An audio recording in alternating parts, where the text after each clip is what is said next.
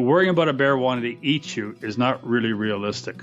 But there is a possibility you could get hurt if there's a dog running loose or the bear's defending its cubs, or a surprise. But it's a self-defense action, not an offensive action. There's a big difference. This is the Adventure Sports Podcast, where we talk to athletes, adventurers, and business owners from around the world of adventure sports. Whether you're climbing Mount Everest, starting a bike shop, or getting up off your couch to take your kids hiking for the first time, we want you to have the motivation and inspiration you need to chase that next adventure. The Adventure Sports Podcast is brought to you by Camp Crate, the leaders in fully planned self-guided backpacking adventures, as well as backpacking gear rental. You can check them out at campcrate.net. Y'all think I'm kidding, don't you?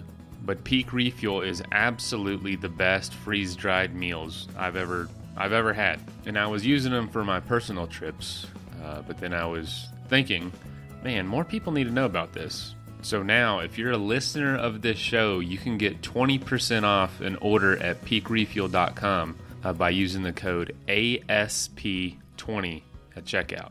Try them out and let us know what you think. Hey friends, check out powder7.com. I've worked with these guys for a couple of years, and two of my sons have bought their most recent pairs of skis there. What's cool is that while they do sell new skis, they also sell previously used demo skis. And these demo skis come with demo bindings, so no need to remount anything. And they are sold for less than half of what you would have to pay otherwise. Great deal, great website, great people. Check out powder7.com. Hello, this is Jordan from Netflix. How may I help you? Hey, Jordan. I was wondering, could I get 99 subscriptions to Netflix for free and then pay for the 100th? And then everybody, all 100 people could just use it? No, you cannot. Why is that? Because we only give out one free trial per person, per household, actually. So there's no way that I can pay for one subscription, but like 99 other people use it for free? No, not that I know of. All right. Well, thanks anyway. All right. Well, thanks for calling Netflix, and I hope you have a great day. Thanks, Jordan. Look, I know we're not as entertaining as Netflix, but even to them, it sounds ridiculous to have a service for absolutely free. And the truth is, 99% of podcast listeners don't support the shows that they love. And just like something on Netflix, we have production costs, we have hosting costs. There's a lot of costs actually associated with this show, and it takes money and time to produce. So in this season of giving, we ask you, would you like to become a supporter of our show? Because we don't support this show for everybody. This show is a niche. Not everyone's going to like listening to adventurers from all over the world, but you guys do. When you become a patron of the show, you basically get the upper hand in influencing what we talk about, who we talk to, and what you want, because you've shown us that you're a super fan of the show. And that's why we wanted to make it easier for you to support the show. So there is the ability to support the show for $5 a month at patreon.com. But now there's the ability to support the show for $1 a month. Come on. We've got to be worth $1. Not only do you get to influence the show, you get the satisfaction of knowing you're making this thing happen. So join us in making the Adventure Sports Podcast the absolute best show it can be. Thank you. Hi, friends. Welcome again to the Adventure Sports Podcast. Thank you so much for listening in today, and I have been looking forward to this show for a long time, and this is the reason. On our show, quite often, the subject of large wild animals come up, and usually when that happens, it's about bears. And I think that there are so many misconceptions and kind of unnecessary fears, as well as just a general lack of knowledge about bear behavior and what bears are all really about, how dangerous bears may or may not be. And I think that some people allow that to keep them out of the woods for fear of having to interact with such a big, powerful mammal that has kind of a misguided reputation. So we brought in the expert today on bears, and I am really excited to talk to Mike McIntosh. Mike is in Central Ontario, and he runs an organization called Bear With Us, Sanctuary Rehabilitation Center for Bears. And last year, they rehabilitated and released 52 bears back into the wild. This year, they've had 35 bears released so far, and they expect to have a full 41 before the year is over. To date, they have rehabilitated over 500 bears, which is awesome. So Mike is a bear behaviorist, and he is here to fill us in on bears. And I have so many questions, so many things that I don't know about bears. And since I spend so much time in the woods with these bears, I want to know more about them. Mike, thank you very much for joining the show today. Welcome to the program. Good afternoon. So Mike, boy, where to start? So let's start with where you are, Central Ontario. And just before we hit record here, I mentioned that my memory of Ontario was that every hilltop was a forest and every valley was a lake. And does that kind of match where you are? That does. And that, to me, I love the wild and the beautiful. So lots of rock, lakes, as you say, streams, hills and valleys, and curvy roads. Now, I'm going to speak completely out of ignorance here, but I'm going to guess that the bear population and the human population in your area might be about on equal footing. Well, if we take the whole of Ontario, we'll find that the bear population suffers because in southern Ontario, there's not many bears at all. And if they do get down there, unfortunately, they don't live very long because people don't understand how to coexist with them. Right. But where I live, we have one of the highest density of black bears in Ontario. And the population of black bears in Ontario is between 80 and 100,000 animals. That's a lot of bears. Well, just so the listeners know, I already mentioned this to you. I think a lot of the listeners who have been long-term listeners probably know this. I spent the last 20 years with my family in the foothills of the Rockies in the Front Range of Colorado. And right in that area, it's an interface where there's a lot of human presence and a lot of bear presence. So people and bears interact quite a bit, probably more than would be preferred. And so I've had dozens of bear encounters, and it doesn't mean I know what I'm talking about, though, Mike. What it means is I've seen a lot of bears and had to chase them off and seen some of their behavior, right? But you're the guy that can fill us in. I think the first question I have is, people are generally scared of bears. And is that a justified concern? Well, first of all, I think we need to know where that fear comes from. And since bears tend not to be an aggressive or nasty animal by nature, when we watch movies and nature documentaries to make these movies exciting and encourage people to go and pay to watch them, they do things that make bears appear in unnatural behaviors in many ways. First of all, often we'll see a bear on a movie or nature documentary snarling or growling. Well, they don't growl. That's a noise that's dubbed in sometimes as a combination of dog growls and lion growls. but the growls you hear in the movies are not bears. And I watch sometimes these nature documentaries, which is quite disappointing when they're nature documentaries, and listen to the sounds and think, this is not very good for the people who really want to know the animal. Well, that's But funny. it's all about sensationalism and selling. Wow. And I can say that in my dozens of bear encounters, I've never heard a bear growl. They have snorted at me. Usually it's just like breathing hard. It's just That's like right. That's all I've ever heard. And if you stand close enough, you might feel that snort. I don't want to be that close. But Wow. bears do have quite a varied range of vocabularies, and sometimes a deep guttural moan, which is a sign of a very scared bear, might be misinterpreted as a growl. But if you compare a growl to what a dog might do and that type of moan, they do not sound the same. Well, that's kind of an interesting point straight out of the chute, because we've been shown a bear standing on the hind legs, teeth bared, growling at us like he's getting ready to rip a head off. And what you're saying is that's not normal bear behavior. That's not bear behavior at all, normal or not.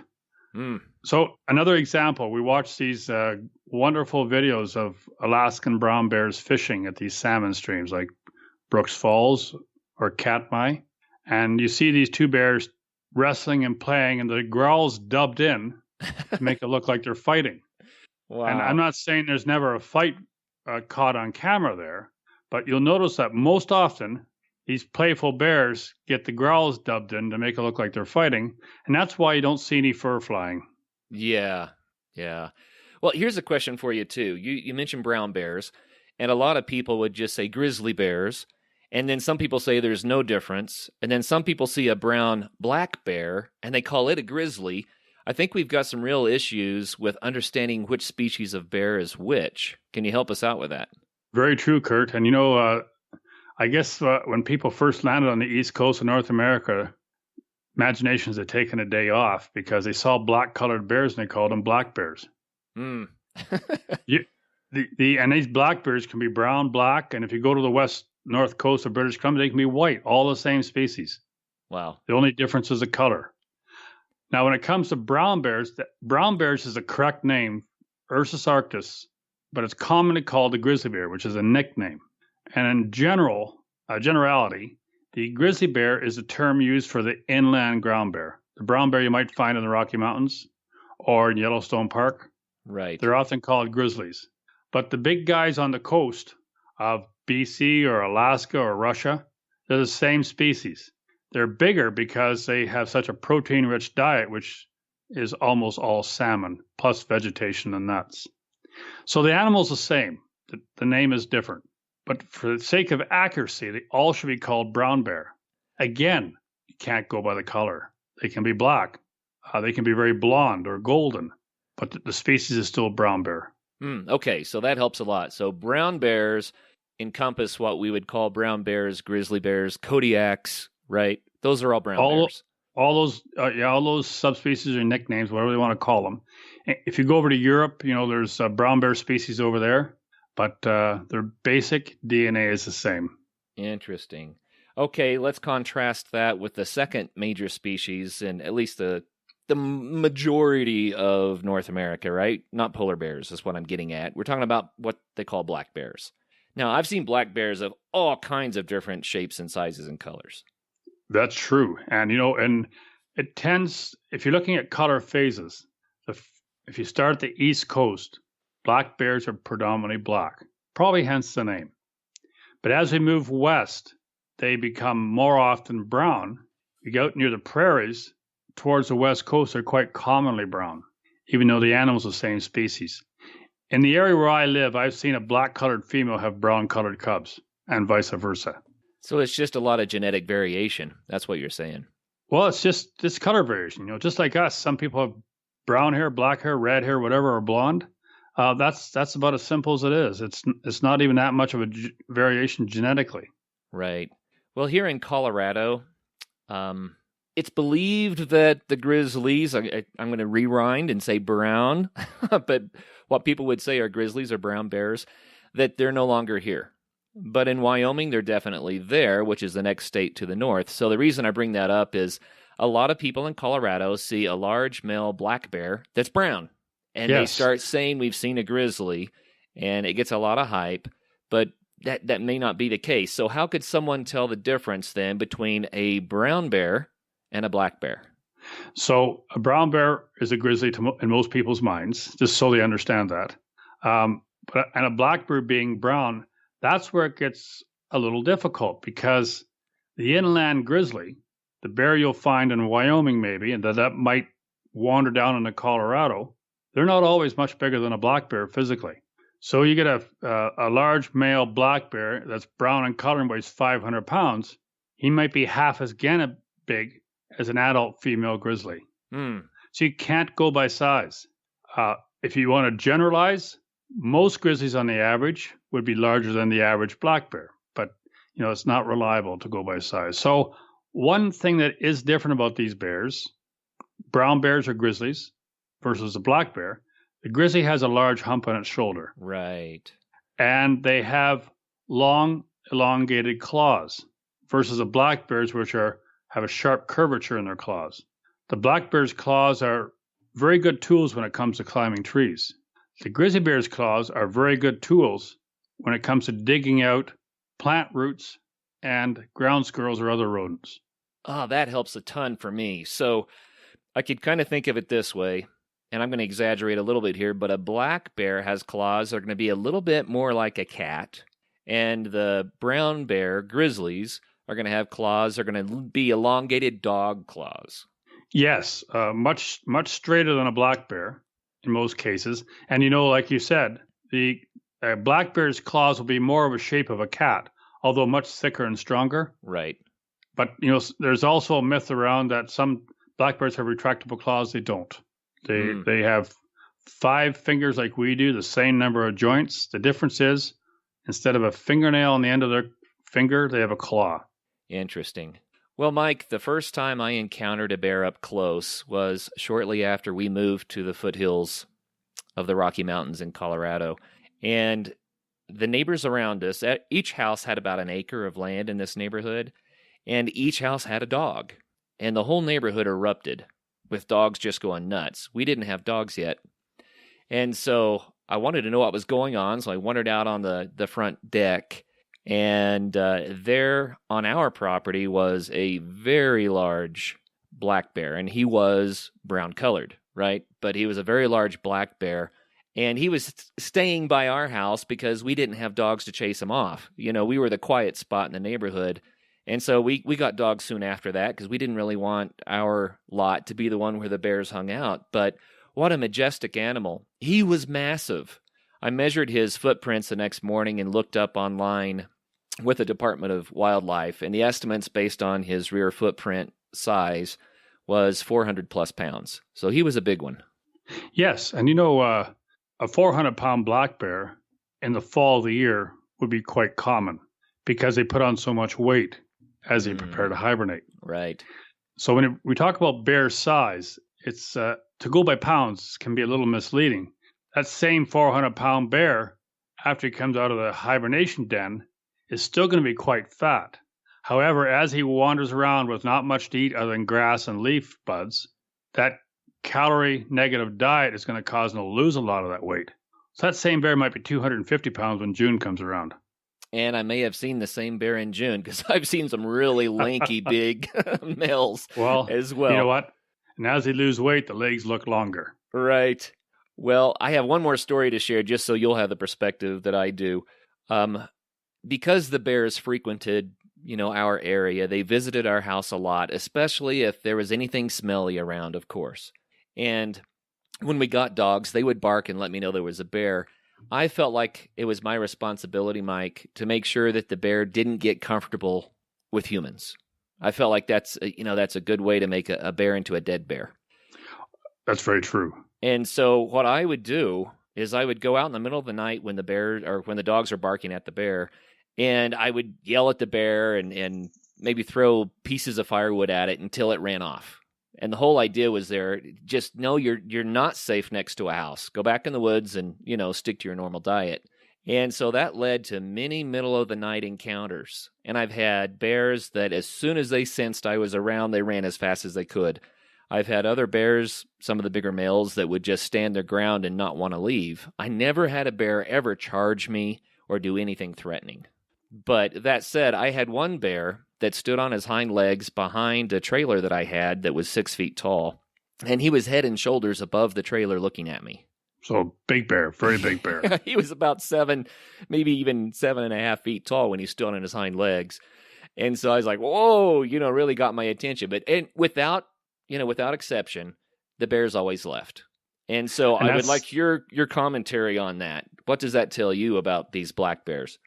Well, that's an indication of the true nature of the black bear. They're not looking for trouble with people. That's why so few people actually get hurt or even fewer get killed. And when that happens, if the bear is turned what they call a predatory bear, where it preyed on somebody intentionally, that's a bear that is not normal and behaving in an abnormal way. And that bear apparently is about 1 in a million, so we shouldn't even worry about meeting one of those.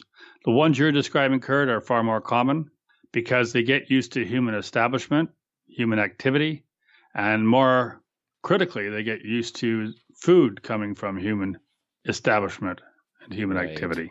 That's why they're there. They're looking for people's food, not the people.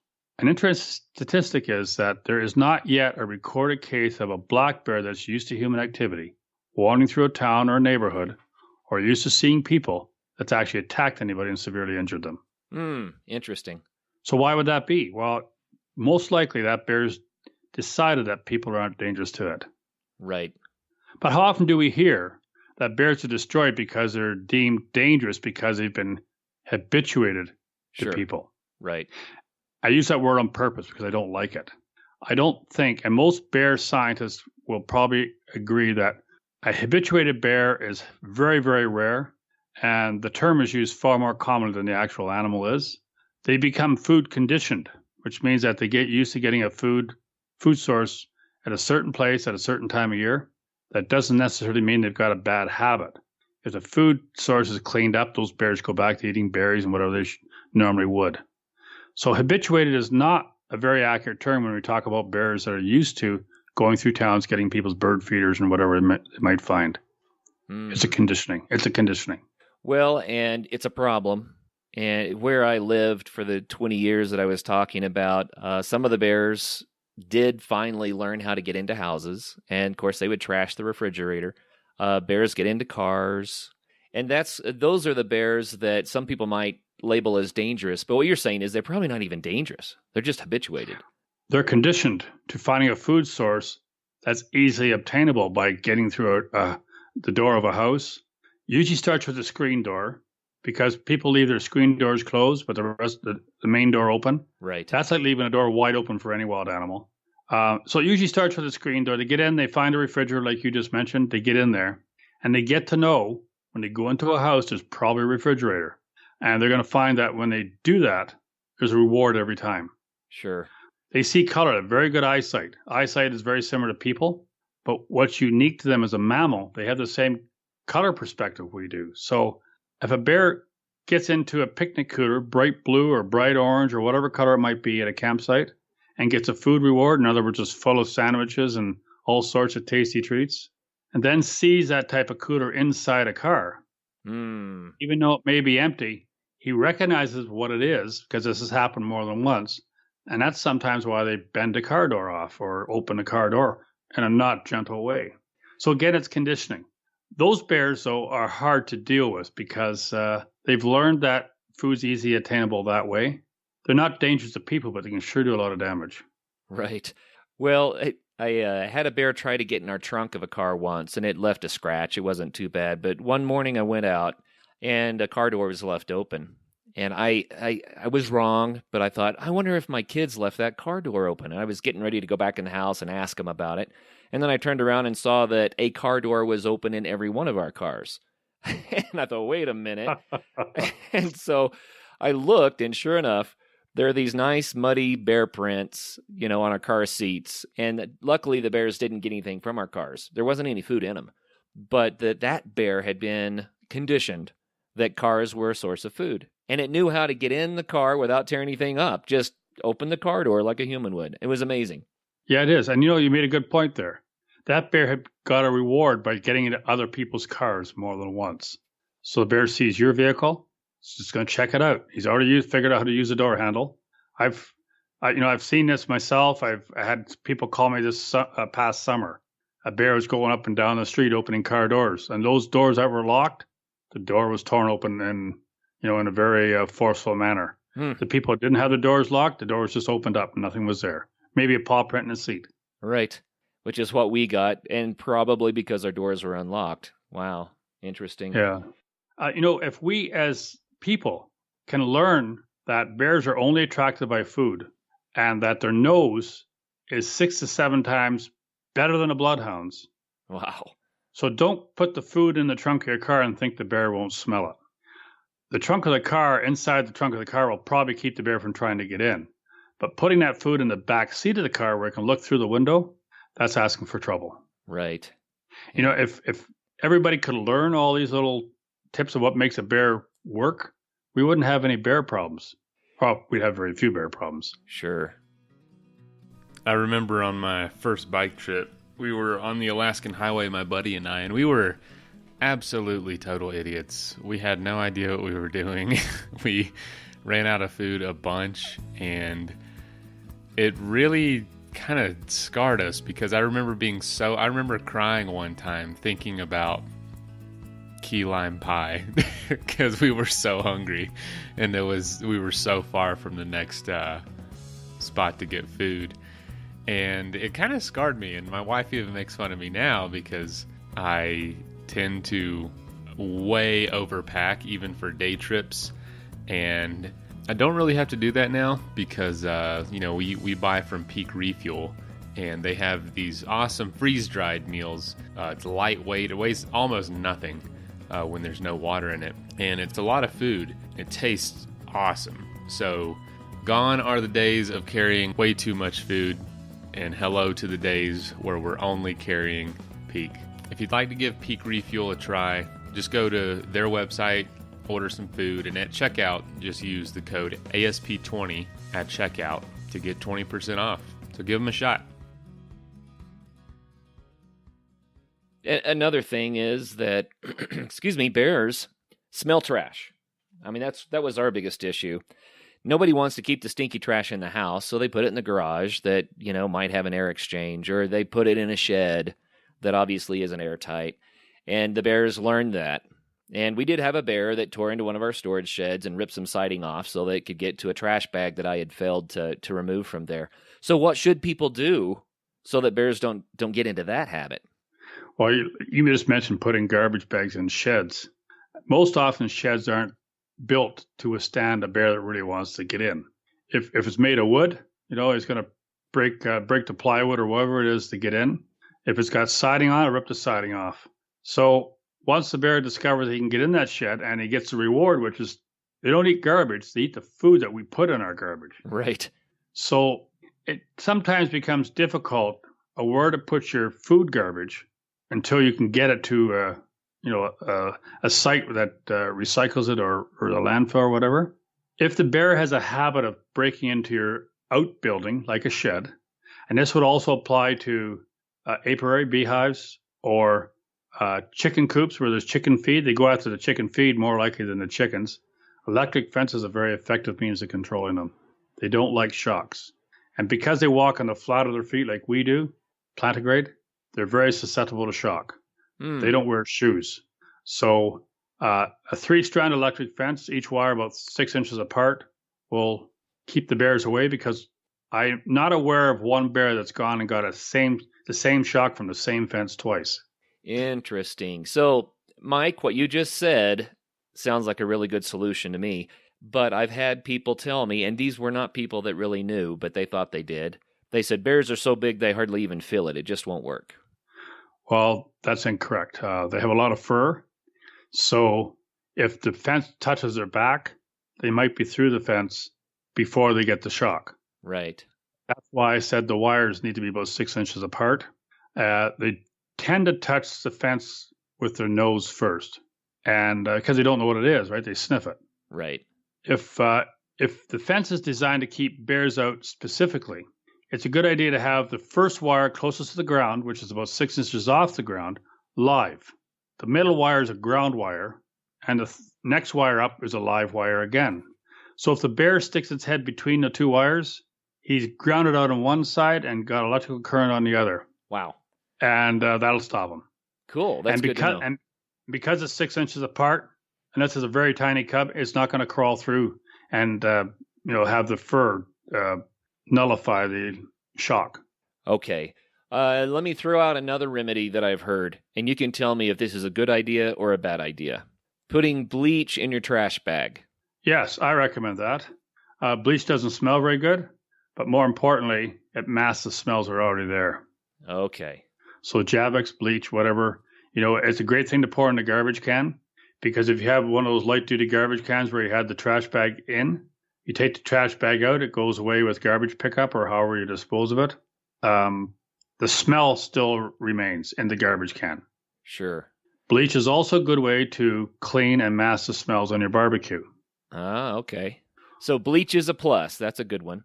Bleach is a plus. Here's another one that people have recommended, and I just found it very inconvenient. But that was take all your food waste, stick it in the freezer until trash day, and then pull the frozen block out and put it out with the trash. What do you think of that one?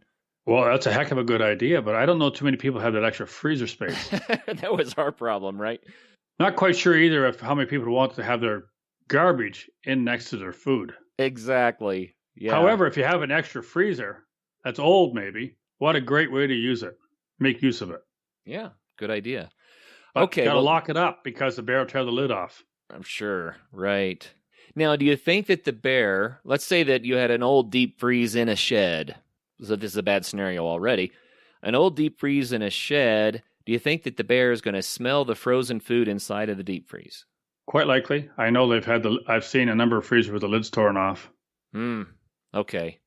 Well, let's recap a little bit. We've kind of described what the general problem is, especially when it comes to black bears. We've talked about it mostly around people's houses, right? But our audience wants to know, what about when I'm carrying my food in my backpack and I'm going through the woods? Now I've got a whole new scenario. So put some parameters around that for us. I think let's go back to the animal a bit. These animals are very intelligent. They're the most intelligent four-legged mammal that walks in North America. They're intelligent rivals out of the great apes. So they have the ability to reason and extremely good memories. So that's why they're so good at finding varied food sources, whether it be acorns, beech nuts, blueberries, raspberries, strawberries, and what time of year to find them.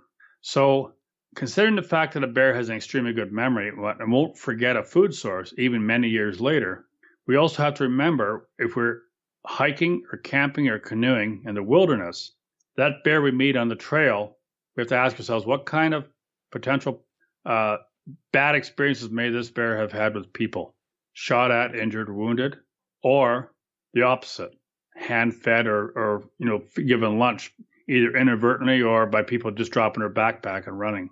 Right. So in almost all the cases, you're not going to see the bear. It's going to smell you long before you get there, and it'll be gone. And you'll probably be in the vicinity of hundreds of bears and never know it. The odd time you'll see one, and it'll still be running. The odd time one will approach, and it might approach because it thinks you might have something tasty in your backpack. Could be a granola bar or anything. So in this situation, if the bear starts to approach, you want to show assertiveness to let the bear know that it's not welcome to approach you. If it has been fed before, you're not going to be like that other person that fed it. So you put your arms up, you wave them, and you talk to the bear in a very stern voice. Go away, bear. Go away, bear.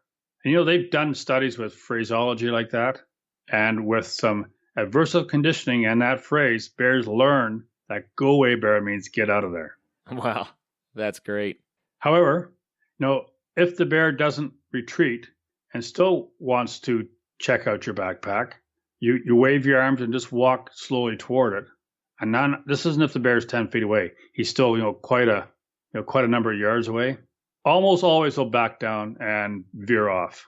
Now, should we specify that this is black bear behavior, or is this all bear behavior? In most cases, that type of will work with most bears, including brown bears or grizzlies. We have to remember one thing, though, that black bears tend to avoid trouble because they have options. They can run and hide in the trees, or they can climb a tree. Where we find brown bears or grizzlies are generally in open areas where there isn't a lot of trees.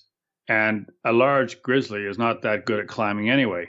So because of the openness that grizzlies tend to, the habitat they live in, they quite often face a threat with an attack or offensively.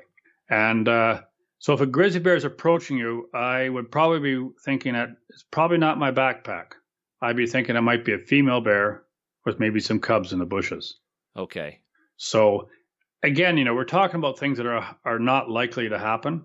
Even if we read about most grizzly bear attacks, it's when the bear is ambushed or surprised. Somebody on a mountain bike coming around a corner, either running into it or getting very close very quickly, and the bear just responds that way. I know black bears have attacked people on mountain bikes for the same reason, because they come around the corner and almost run into the bear, or the bear has tiny cubs and she doesn't have time to get her cubs away. And usually the attack results in a bite and a slap, and that's about it. And then the bear retreats. Black bear I'm talking about. Right, black bears. So we recently had a listener email us, or contact us, I guess. It wasn't an email, but regardless, contact us and say, what about mountain biking in bear country? And I'm glad you're here to answer that question. What do you think about mountain biking in bear country? Is there a way that we can do it safely? Well, if people are mountain biking and kind of observing the scenery and going at a rather slow pace, they have time to react. And it also gives the animal they might run into time to react, whether it be a bear, a cougar, whatever. But just think of if you were on a trail and somebody on a mountain bike came barreling down, towards you at quite a high rate of speed. Right. And you couldn't run away. You'd have to fight back, right? You try not to get hit. I'm with you. That's right. So I don't think the bear's any different. If people are mountain biking and they're making quite a bit of noise, other than just the sound of the bicycle, it gives the animal, whatever it is, a chance to get out of the way before the bicycle approaches. Right. But you have to keep in mind if it's a bear with very small cubs, which is May, June, July, those cubs can't move very fast, and Mama Bear is not leaving till her cubs can leave. So it certainly is very advisable to stay very alert. If you think you're in bear country, go slow that day. Okay, so go more slowly and make some human noises. Make some human noises, yeah. Bells aren't necessarily a good idea because bells and horns and whistles, if the bear is in an area where it hears a lot of human activity, those noises come from various sources, and it might ignore them. Just like, we get to ignore train whistles, just like animals do as well. Right. So human noises are best. So sing a song, say something every now and then. Yeah. And, people like to mountain bike and maybe have headphones on, listen to some tunes. Yeah. Probably not the best idea if you're in the wilderness where there's wild animals, because you need to be alert, hear what's going on. So it sounds like mountain biking specifically has the disadvantage of being able to go quickly into an environment where there could be wild animals. That's right. And the environment they're going into, if it's a mountainous area or a forested area, narrow paths, sharp corners, and very short, you're visible, not much visibility ahead of you. Yeah. Okay, so in those areas, especially you said May, June, and July, but in those areas, make some human noises and maybe slow down a little bit. I think slow down for sure. I just mentioned the 3 months are probably the best mountain biking times, didn't I? Yeah. It's the same 3 months that large mammals have small young. Right. Yep. That often happens. It kind of reminds me of the best ski slopes are the ones that are most avalanche prone. Right? We need to be aware and be wise and understand what we're doing, no matter what the adventure sport is. If I can mention one more thing, though, not about mountain biking, but over 50 black bear attacks are very, very rare. In over 50% of the cases, the black bear attack has been initiated by an off-leash dog. Wow. Okay. So to have your little doggy friend running along beside you is not a good defensive action. If you're walking your dog on a leash, the dog's controlled. It can't chase after the animal and harass it, whether it be a bear or whatever. The dog on a leash is a deterrent. But an off-leash dog will often chase an animal. If it's a mother bear with cubs, she'll turn and chase the dog, and the dog's going to run right back to whoever the dog's friend is, the owner. Oh, good point. And over 50% of people being injured in a black bear attack have had a dog that has done just that. Wow. See, there's another example of just knowing the right thing could really make a difference, right? Yeah. A dog on a leash is extremely important. A great deterrent against any species of bear. A dog off a leash is somewhat dangerous. That's just bait. Well, it's dogs. My dog, if she sees something she wants to chase, she all of a sudden, what I call her doesn't matter. She's gone. So I would definitely not walk in bear country with her off a leash. Okay, so man, lots of good information so far. Let's talk a little bit about backpacking and camping in bear areas. We talked about what to do if you see a bear backpacking, but what do you do at night if you know you're in a bear environment? How do you eat? How do you sleep so that you can be safe? What do you do with your food and your food waste? If I could start off by saying that you're pretty safe anyway. So what you're trying to prevent is the bear that's a little bit bolder than most of them from coming into your campsite and taking all your food. Right. So again, it depends on the bear's experiences with people in that campsite before. And you don't know that, do you? So you just be extra careful. You cook, you do what you have to do, you clean up, and you hang the food waste and the food well out of reach of any bear. And when you go into your tent to sleep for the night, you make sure that your clothes that you had worn around the campfire, whether it be roasting marshmallows or whatever, are not in the tent with you. They're hung up in the tree. And your toothpaste, anything smells sweet or like candy, toothpaste, mouthwash, use it and then put it up in the tree as well. So anything smelly shouldn't be in the tent with you. Yes. So keep in mind, chocolate bars, granola bars, and gum wrappers smell stronger than the wrapper does when it's wrapped around the chocolate bar because it's open. Right. And a bear might quite likely come into the tent checking out those wrappers, and it's going to scare the dickens out of the person inside the tent. Sure. Well, Mike, we did a 9-day through hike, my sons and I, and it occurred to me because we were so deep in the wilderness, I wasn't concerned about a bear attacking us just because I've been around bears a lot, but I got pretty nervous that if a bear got into our food, we could be 4 days hike out with no food. And that actually was the bigger danger to me. That's a bit of a hardship, isn't it? Yeah. But at least you'd survive that, no problem. Yep, we'd survive it. And I have to tell kind of a funny joke. We used a bear line and we used it properly. At least I believe we did. And one morning when I went to retrieve our food, it was the bear line was over some high grass. And sure enough, I stepped in a pile of fresh. So something had been under the bear bag, seeing if they could reach it the night before. So it does happen. And left a deposit. Yeah. People want to destroy what they fear. And that could be snakes, sharks, or bears, or wolves. So the more we can help get the facts out there about the real animal, not the growling, snarling one you see in the movies. Right. Because that's not a bear. The more tolerant people are going to be, and they're going to be more comfortable to go camping and hiking and canoeing in bear country with no weapon. Because if you're really concerned about a bear, carry a can of pepper spray. It's the most effective deterrent you can carry. And most likely, you'll be disposing of it because it's expired. The expiry dates run out. Bears are omnivores, which means they're like us. They like a lot of things that taste good to people. Right. Black bears are primarily vegetarians. And so you're worrying about a bear wanting to eat you is not really realistic. But there is a possibility you could get hurt if there's a dog running loose or the bear's defending its cubs or a surprise. But it's a self-defense action, not an offensive action. There's a big difference. And it seems that the vast majority of the time, the bear's first choice is going to be to run away. Avoid the trouble, yes. It might bluff charge, clack its teeth, snort like you mentioned earlier. The bear that displays, stomps the ground, bluff charge, clacks its teeth, the noisy bear, in other words, right, is not the dangerous bear. Again, the statistics show that the bear that does all that bluster behavior does not attack people. It just pretends it's going to. In the case of predatory bear attacks, it's more ambush. People don't see what's coming. The animal's very quiet, sneaking around, not doing any of the bluster that we just described.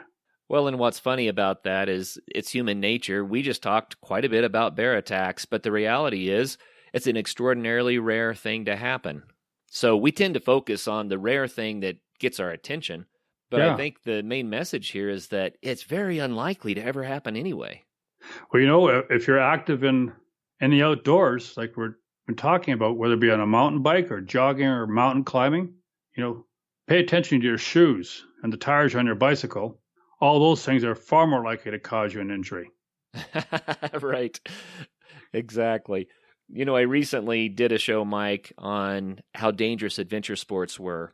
And I did the best I could to look up statistics for various adventure sports that people do. And the funny thing is that almost without exception, driving to the location where you're going to do your sport was much more dangerous than the sport itself. Absolutely. And I think that it's kind of humorous because what we're talking about with these bear attacks, they're much less frequent than the injuries that you might get from most adventure sports. So, well, there's a man in Minnesota who studied black bears for about 50 years now. His name is Dr. Lynn Rogers. And he said in a human populated area, you're 1 in 16,000 chance of being killed by another human person. Yikes. but your chance of being killed by a bear about 1 in a million. 1 in a million. 1 in a million. So not very likely. A man named Dave Smith wrote a book called Backcountry Bear Basics. It's a good book. But I just want to read you a quote from that book. Okay. Because it tells you why nature documentaries and movies are the way they are. People can live with real bears. It's the bears roaming the wilds of our human imagination that are impossible to get along with. So that human imagination is pretty powerful. And that's why we have sensationalized movies and documentaries making these animals look fearful, because we don't want to watch the real animal just plodding along eating blueberries. Right. Yeah, that's good. And Mike, I ran the numbers, and they're kind of rough numbers. They vary from time to time, but the numbers of being killed on the way to the location where you might encounter the bear just by getting in a car is 1 out of 10,000. And so I guess if you're really afraid of being killed, you better stay in the house, right? Yeah, if you're worried about a bear attack, maybe the odds are even higher there too. Yeah. Well, houses are not necessarily safe places, and that's kind of the point we need to make, right? Life is full of risk. The mortality rate for living is 1 out of 1, right? You've got to live absolutely. That one well. I think too that people have these phobias, whether it be snakes or spiders, sharks, or fear of big animals with teeth and claws. And they know themselves. I've talked to people who, I was out with a film videographer a few weeks ago filming bears. He says, I know these animals aren't dangerous, but he says, I can't get by that in my psyche. Yeah. So, it's hard to reason with somebody when they have that innate fear that they can't explain. But he said after a few years of watching them and filming them and reading about them and learning the truth, he's been able to kind of conquer his phobia. So we need to understand that many people have those phobias. They're going to be afraid of bears, whether we say they're dangerous or not. But hopefully there's enough reason they can kind of curtail it. Yeah. Well said. The Adventure Sports Podcast is also brought to you by Powder 7 Ski Shop. Powder 7 is Colorado's premier homegrown and family-owned ski shop. Online at powder7.com, they offer a huge selection of new and used ski gear, plus full tech and boot fitting services at their shop in Golden. With personalized customer service, they set up skiers from all over the world with perfect gear. From brands like Kesley, Rosignol, Black Crows, and Head, Powder 7 is all skiing all the time. So check out powder7.com to learn more. Now, back to the episode. We spent a fair amount of time talking primarily about black bears. I want to go back to brown bears, the grizzlies, the Kodiaks, right? Those are the ones that have the worst reputation. And do you have any different recommendations if you're in brown bear country versus black bear country? Well, I think if you're in brown bear country, because they don't very often attack offensively, they attack more likely defensively. Be very careful on a mountain bike if you're doing that. And make lots of human noises like we talked about before. Not bells or horns, human noises like talking, laughing, those kind of things. Right. And I had the privilege to go to Kamchatka, Russia a number of years ago observing a brown bear behavior study. The idea was to find bears that never had a bad experience with people. And if they haven't been threatened by people, they're kind of docile. They're about as docile as they come. They may not run away. They might be curious, but they're not out to eat you. Right. Because we're not on their food list. You just have to consider the fact if the animal feels threatened, it may respond with an attack, where a black bear will likely respond by getting out of there. So I think just move slower. Keep that dog on a leash for sure. And keep in mind that those animals could run, black bear or grizzly bear, 30, 35 mile an hour. So to outrun them, climb a tree, or do all those things is a waste of time, because if they want to get you, they will. So just be careful. So the main thing is don't put yourself in a situation where you are becoming a threat to the bear. Exactly. And maybe try putting yourself in an animal situation if it was on the other end, and how would you react? Sure. If I was down in the city and some guy came around a corner, had his fist up, well, I might just punch first just to make sure I didn't get punched, right? So you come ripping around a corner on a trail, whether you're jogging or biking, the bear might hit first.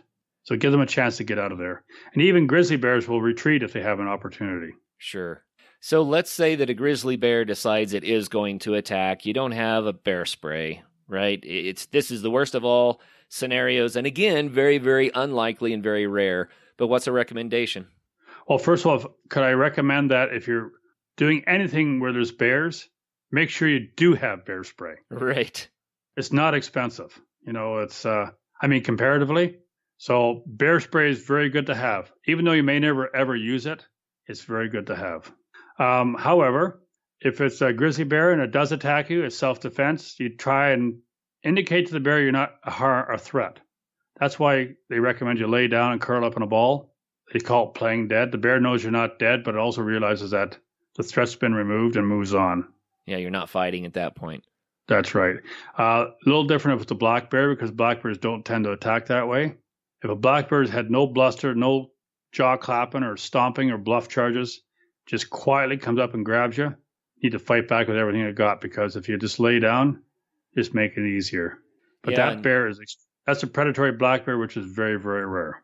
Very, very rare. And that's what I just wanted to make sure everyone heard there. That's not likely. You're hundreds of times more likely to die in the car on the way to the woods. So, yeah, I think we have to remember too, these animals are intelligent. So they have complex brains, like the ape family and like humans. And I don't think anybody would call a person who walks into a school with a submachine gun and blows away a bunch of students normal. No. So it happens in all species. Yeah, and as you mentioned, the calculation for the human species is 1 in 16,000. So we're more dangerous than our bear friends are to us. We're more dangerous to each other, absolutely. Yeah, and I think that's kind of a key takeaway. Mike, let's spend a little bit of time talking about your organization, because I really like what you do, and I know that others out there they're going to want to know more about it. So again, the name of the organization is Bear With Us. It's bearwithus.org if you want to look online. And the full name is Bear With Us Sanctuary and Rehabilitation Center for Bears. What's so cool about what you do is that you're helping the bears. So tell us about that. Well, bear cubs get orphaned because their mothers get shot. Right. And quite often, they're hunting-related incidents. Most often they are. But one common denominator is that when bears are injured or orphaned, it's almost always human activity, whether it be somebody shooting at them because they're afraid of them, or because the bear tried to break in their house to get some food it managed to get, somebody else's house, or, sometimes they just get on the highway and injured that way. So it's human activity no matter what. So the mission is to promote the understanding and respect for the bear family. As I mentioned before, the bear is a species near the top of the evolutionary scale, but because of where they are, they're also in direct niche competition with the human race. They like what we eat. We like blueberries, raspberries, strawberries, so do they. Right. So they can live well with people. If we want to cut down some of the nasty damage that people do to bears, I think we're responsible also to help people understand them, so there's less injuries and less mortality for no reason at all. Sure. So your organization primarily is working with the young bears then that have been orphaned. That's where the numbers come from, yes. But I have a bear here right now who's a young female hit by a car, had a broken back, and she couldn't move her back legs. And the reason we still have her is because she's progressing slowly, and she can now stand up. So there's a bear that's hit by a car. We've had them come in with arrows in them or bullet wounds that are serious but didn't kill them. Right. But primarily it's young cubs because the mothers get killed, and if the cubs are orphaned in the first year of their life, their chance of survival is very low. Well, and you've worked with a lot of bears, over 500 in the history of your organization there. Do any of them stand out in your mind with just a particularly interesting story? Well, I have lots of interesting stories, but, as the years go by, I might forget them. Right. But right now, she's this year's cub, so we call them Cubs of the Year, which means they're born in January. Most bears are. Might be the first week of February, but that's about it. So she was born this past January. That makes her now about 9.5 months old. And on a busy cottage road, hills and valleys and lakes, like we talked about earlier, she was hit by a car. Mm. The mother and the other cub managed to cross the road okay. This man saw what happened. He called the police, and 2 police officers went to the scene and saw the cub lying in a ditch. they called me, and I went down and met them there. And with a broken humerus bone, which is between the elbow and the shoulder, she somehow managed to climb a tree Wow. quite high. But the poor little thing couldn't take it, and she started to pass out. We saw her; she was going to fall out. So the officers went to the trunk of the car, got 2 police vests. They netted them together, and the 3 of us stood at the bottom of the tree, myself, the 2 police officers, and we caught her as she fell into the police vest. Wrapped her up, gave her a sedative to make her go to sleep. I put her in the front seat of my truck and drove her to a vet. So that little bear was taken to an animal hospital near Toronto, and they put an external fixator on her, which means that they put screws into her bones and held everything in line with some rods and poles on the outside of her skin. And she now is fully recovered. All the pins and the screws are taken out of her bones. The fixator is off, and you would never know she had a broken humerus bone. She'll be released back to the wild next year when she's 1.5 years of age, which is the same time that the mother bear and her cubs part company in the wild naturally. Nice. That's just one example. That's neat. That's a cool story. So that's kind of what your organization does. Now, what do you do so that the bears don't start to depend on you for their sustenance? Well, that's a very good question. We talked about conditioning before. So Bearthus is not open to the public. The bears only see 1, maybe 2 people that may feed them. You can kind of equate that in the natural bear world. The bear cubs would see their mother and are naturally afraid of any other thing they see that they don't understand, any other bear included. Right. Bears may become used to the routine here, feeding times and examples of that. But if I have somebody else with me, say somebody from the Ministry of Natural Resources, which is our government agency, they run and hide. So when they're released again, they might have been conditioned to the security of the enclosures, and the food that went in there be taken away from that, and everything is strange again. They don't have that security of the enclosure, and they become very, very timid and easily spooked. That helps them live a long time. So in general, do these cubs, once they're 1.5 years old and they're released, in general, do they do pretty well, or is it a real challenge for them to acclimate to being in the woods again? Well, there's been some very good studies done, including bears from Bearthus, and this study was encompassed bears have been rehabbed in various areas of Canada and the United States, and their rate of survival is at least as good as a wild bear that never had contact with people for rehabilitation purposes. Wow, that is very encouraging. You wouldn't anticipate that. I'll give you a quick example. I released a bear, a young male. You won't know the area, but I'll say in northeastern Ontario in June of 2012. That bear was shot this fall by a hunter. So he's now a 6.5-year-old bear and released 5 years ago. And he traveled over 500 miles just on his own. Covered some ground. 720 kilometers, yes. And that's as the crow flies. So we know he didn't go a straight line. Oh, sure. So there's a bear that lived 5 years until he got careless and, got shot. But there's lots of them out there, I'm sure, that live longer than that. Oh, yeah. Well, that's cool. So, Mike, if people would like to get involved on some level, how can they help? Well, they can email me, info@bearthus.org, if they have a question. I'll do my best to answer it. We don't get government funding. We go on donations. And as I mentioned before, we can't have people coming in here as volunteers because that would condition the bear to human activity, which we don't want to have happen. Right. But, primarily we'd like them to, like people in general, if they're going into the wilderness, enjoying the outdoors, don't worry about the bears. There's not really much to need to worry about. Just a few simple tips. Don't let them get food. That's about as simple as it is. And if you know you're in bear country, go ahead and have the bear spray. Why not? Yes, absolutely. And maybe don't wear headphones if you're on a mountain bike and go at a little slower pace. Right.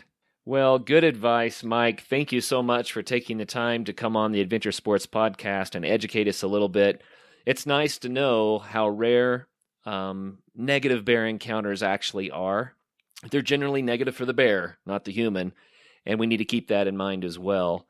So thank you for the education and for sharing with us what we can do to be safe and to make it a safer place for the bears. Thank you, Kurt. Appreciate being on the show. Oh, you bet. And for all of our listeners out there, don't let the bears hold you back. Get that bear spray, use a little bit of wisdom, and get out there and have some fun. Absolutely. Hey, thank you so much for listening. If you know somebody that would make a good guest on the show, or if you have a pretty cool story about the outdoors or adventure sports that you want to tell us, please call us and leave a voicemail at 812-MAIL-POD. That is 812-624-5763. You can also send us an email at info@adventuresportspodcast.com. Again, it is always helpful to leave us a review on iTunes. And if you'd like to be a supporter of the show, you can give $5 a month at patreon.com/adventuresportspodcast. And links for all that stuff is also in the show notes. So thanks again for listening. And y'all get out there and do something so you can be on the show one day. All right, later. Don't forget, if you want to save 20% off the best backpacking food you're ever going to eat, go to peakrefuel.com and use ASP20 at checkout.